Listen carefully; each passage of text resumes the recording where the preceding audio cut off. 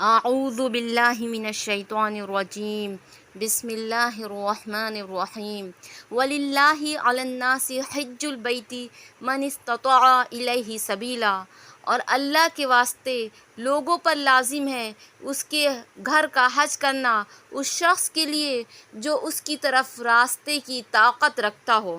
ومن کفر، اور جو انکار کرے، فإن اللہ غنی عن العالمین، تو اللہ تمام جہان کے لوگوں سے بے نیاز ہے۔ سامعین اکرام، یہ سورہ آل عمران کی آیت ہے۔ اس آیت میں اللہ تعالیٰ نے حج کی فرضیت کے بارے میں حکم دیا ہے۔ مشکات شریف کی ایک حدیث ہے، حضور اقدس صلی اللہ علیہ وسلم کا ارشاد ہے، جس شخص کے پاس اتنا خرچ ہو اور سواری کا انتظام ہو کہ بیت اللہ شریف جا سکے، پھر وہ حج نہ کرے تو کوئی فرق نہیں اس بات میں کہ وہ یہودی ہو کر مر جائے یا نصرانی ہو کر مر جائے۔ اس کے بعد حضور اقدس صلی اللہ علیہ وسلم نے اپنے اس ارشاد کی تائید میں یہ آیت پڑھی۔ اسی طرح سے ایک دوسری حدیث میں نبی اکرم صلی اللہ علیہ وسلم کا ارشاد ہے، جس شخص کے لیے کوئی مجبوری نہ ہو اور ظالم بادشاہ سے کوئی روک نہ ہو، نہ وہ شخص بیمار ہو، اس کو ایسی سخت بیماری نہ ہو جس سے اس کو حج پہ جانے سے کوئی مجبوری ہو،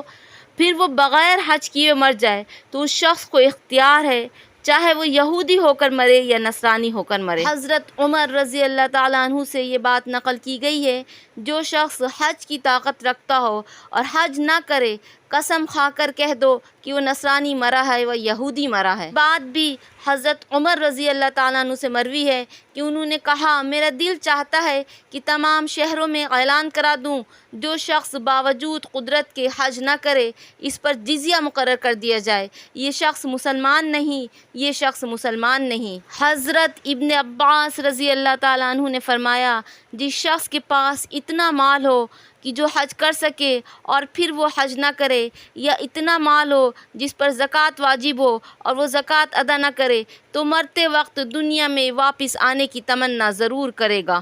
سورہ مومنون کی آیت ہے، اللہ سبحانہ وتعالیٰ نے فرمایا، جب ان میں سے کسی کو موت آنے لگتی ہے تو اس وقت کہتا ہے، اے میرے رب، مجھ کو دنیا میں واپس کر دیجئے تاکہ جس مال کو میں چھوڑ کر آیا ہوں اس میں سے نیک کام کر لوں۔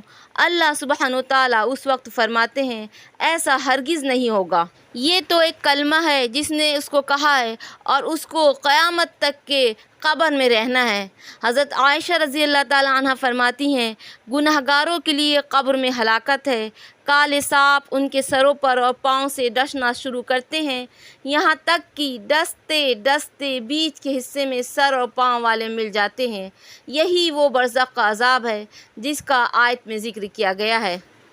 سامعین اکرام، حج ایک ایسا فریضہ ہے جس کے بارے میں اللہ اور اس کے رسول صلی اللہ علیہ وسلم نے فرمایا ہے کہ تمہارے پاس اگر اتنی طاقت ہو کہ تم راستے کا خرچ برداشت کر سکتے ہو اور اپنے اہل و عیال کا اتنے دنوں تک خرچ اٹھا سکتے ہو اور تم صحت مند بھی ہو اور تمہارے پر کوئی بیماری بھی نہیں ہے اور راستے میں کوئی ظالم بادشاہ بھی نہیں ہے، تو تم حج کرو۔ اور جو شخص باوجود قدرت کے حج کیے بغیر مر جاتا ہے تو اس کے لیے کہا گیا ہے کہ وہ یہودی ہو کر مرے یا نصرانی ہو کر مرے، اس پر اللہ کی کوئی ذمہ داری نہیں ہے۔ لہذا مالداروں کے لیے اور صحت مندوں کے لیے اور قدرت رکھنے والوں کے لیے بہت ہی ڈرنے کا مقام ہے۔ اللہ تعالیٰ سے دعا ہے کہ اللہ تعالیٰ صحت مندوں کو اور مالداروں کو مرنے سے پہلے حج کی توفیق عطا فرماتے۔ حضرت جابر رضی اللہ تعالیٰ عنہ حضور اقدس صلی اللہ علیہ وسلم سے نقل کرتے ہیں کہ حاجی فقیر ہرگز نہیں ہو سکتا۔ ایک دوسری حدیث میں ارشاد ہے، حج اور عمرے کی کثرت محتاجگی کو اور فقر کو روکتی ہے۔ لگاتار حج عمرہ برے خاتمے سے بھی حفاظت کا سبب ہے اور محتاجگی کو بھی روکتے ہیں اور غریبی کو دور کرتے ہیں۔ ایک حدیث میں ہے، حج کرو گے تو غنی بنو گے، سفر کرو گے تو صحت یاب رہو گے۔ انسان جتنا بھی خرچ اللہ کے راستے میں خرچ کرتا ہے، اللہ سبحانہ وتعالیٰ اس کا دوگنا تیگنا 4 گنا اس دنیا میں بھی دے دیتے ہیں، اور آخرت کا ثواب تو علیحدہ ہی ہے۔ بس انسان کو یقین ہونا چاہیے۔ لگاتار حج اور عمرہ گناہوں کو اور غریبی کو ایسے دور کرتے ہیں جیسے کہ آنکھ کی بھٹی لوہے کے میل کو دور کرتی ہے۔ حضور اقدس صلی اللہ علیہ وسلم کا ارشاد ہے، حج میں خرچ کرنا جہاد میں خرچ کرنے کی طرح سے ہے، 1 روپے کے بدلے 700 روپے ملتا ہے۔ حضور اقدس صلی اللہ علیہ وسلم نے حضرت عائشہ رضی اللہ تعالیٰ عنہ سے ارشاد فرمایا کہ تیرے عمرے کا ثواب تیرے خرچ کے باقدر ہے، یعنی جتنا زیادہ اس میں خرچ کیا جائے گا اتنا ہی ثواب ہوگا۔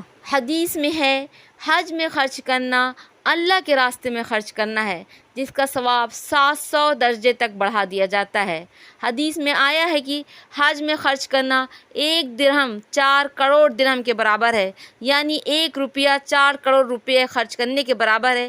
اس کے بعد بھی اگر مسلمان وہاں جا کر روپے خرچ کرنے میں بخل کریں یا کنجوسی کا خیال کریں تو بڑے ہی نقصان کی بات ہے۔ حضرت عمر کا ارشاد ہے، بہترین حاجی وہ ہے جس کی نیت میں اخلاص ہو، نفقہ بہتر ہو اور اللہ کے ساتھ یقین کامل ہو۔ حضور اقدس صلی اللہ علیہ وسلم کا ارشاد ہے، جو شخص حج کے لیے پیدل جائے اور پھر پیدل واپس آئے تو اس کے لیے ہر قدم پر حرم کی نیکیوں میں سے 700 نیکیاں لکھی جائیں گی۔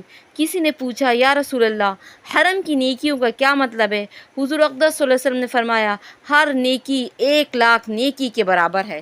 اس حساب سے 700 نیکیاں 7 کروڑ نیکیوں کے برابر ہو گئیں، اور ہر قدم پہ یہ ثواب ہے تو سارے راستے کا ثواب کا کیا اندازہ ہو سکتا ہے۔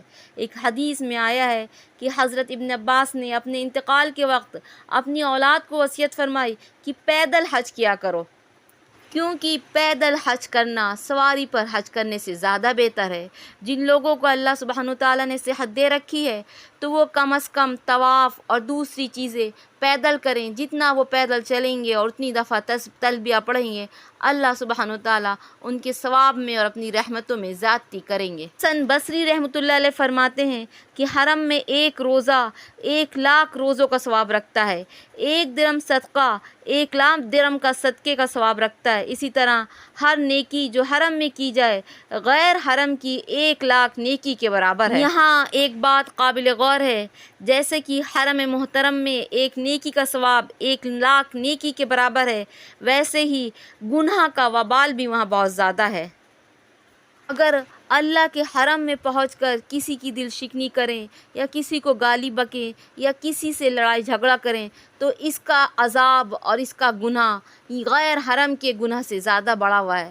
یا حرم میں پہنچ کر نماز قضا ہوں تو اس کا عذاب بھی غیر حرم کی نماز قضا کرنے سے اس کا عذاب بڑا ہوا ہے۔ اس لیے جو لوگ حج کرنے جائیں وہ اپنی عادت بنا لیں کہ اپنے فالتو وقت کو، جب وہ فالتو ہوں یا خالی بیٹھے ہوں، تو ذکر الہی میں، نمازوں میں، تسبیح میں، تلاوت قرآن میں اور لوگوں کی دل شکنی سے بچیں۔ جب کوئی مومن مرد عورت حج پہ جاتا ہے تو وہ اللہ سبحانہ وتعالیٰ کے دربار میں اپنے ایمان کو تازہ کرنے جاتا ہے، اور جب حج سے واپس آتا ہے تو ایمان کی تقویت لے کے آتا ہے، ایمان کی مضبوطی لے کر آتا ہے۔ اگر ایام حج میں اللہ کی عبادت اخلاص کے ساتھ نہ کی اور ایام حج میں اللہ کے بندوں کے ساتھ نیک سلوک نہیں کیا، آپس میں لگڑتے جھگڑتے رہے، اپنے ساتھیوں کے ساتھ لگڑتے جھگڑتے رہے، تو حج میں آپ کو اتنا ثواب نہیں ملے گا اور آپ کو حج کی روحانیت نہیں حاصل ہوگی۔ اس لیے کوشش کریں جب حج پر جائیں تو اپنے آپ کو بہت ہی سنواریں، اپنے آپ کو بہت ہی گناہوں سے دور رکھیں، تاکہ جب حج سے واپس آئیں تو ایمان کی اور تقوی کی دولت لے کر واپس آئیں۔ حج پہ گزارنے والے یہ 40 دن بہت اہم ہوتے ہیں۔ یہ اللہ سبحانہ وتعالیٰ کی طرف سے ایک ٹریننگ ہوتی ہے جو کسی مومن کو دی جاتی ہے کہ وہ اپنے ایمان کو مضبوط کر لے، وہ اپنے حسن سلوک کو مضبوط کر لے، وہ اپنے آپ کو سنوار لے۔ اس ٹریننگ کو صحیح سے گزاریں، لاپرواہی کے ساتھ نہ گزاریں، جیسے اپنے ملک میں رہتے ہیں ایسے نہ گزاریں، بلکہ بہت زیادہ عبادتوں میں گزاریں۔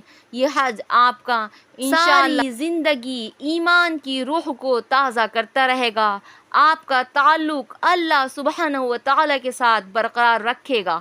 بالکل اسی طرح سے جس طرح سے جب ہمارا موبائل ڈاؤن ہو جاتا ہے تو ہمیں اس کی بیٹری چارج کرنے کی ضرورت پڑتی ہے تاکہ پھر سے وہ چلنے لگے، اسی طرح سے جب ہماری ایمان کی کیفیت کم ہو جاتی ہے تو ہم اللہ سبحانہ وتعالیٰ کے گھر جاتے ہیں اور اپنے عہد وفا کی دوبارہ سے تجدید کرتے ہیں تاکہ ہماری ایمان کی کیفیت از سر نو زندہ ہو اور ہم وہاں سے ایمان کی سوغات لے کر آتے ہیں۔ حج پر جانے والے لوگوں سے میری یہ التجا ہے، یہ درخواست ہے کہ وہاں پر اپنے وقت کو ضائع مت کریں اور اللہ سے تعلق کو قائم کریں، اور جب وہاں سے واپس آئیں تو ایمان کی سوغات لے کر آئیں، کیونکہ نبی اکرم صلی اللہ علیہ وسلم نے فرمایا ہے کہ حج گناہوں کو ایسے دھو دیتا ہے جیسے کہ بچہ آج ہی ماں کے پیٹ سے پیدا ہوا ہے۔ اب اسر نو کام کرو۔ حج مبرور کا بدلہ صرف اور صرف جنت ہے۔ وما علینا الا البلاغ۔ والسلام علیکم ورحمۃ اللہ وبرکاتہ۔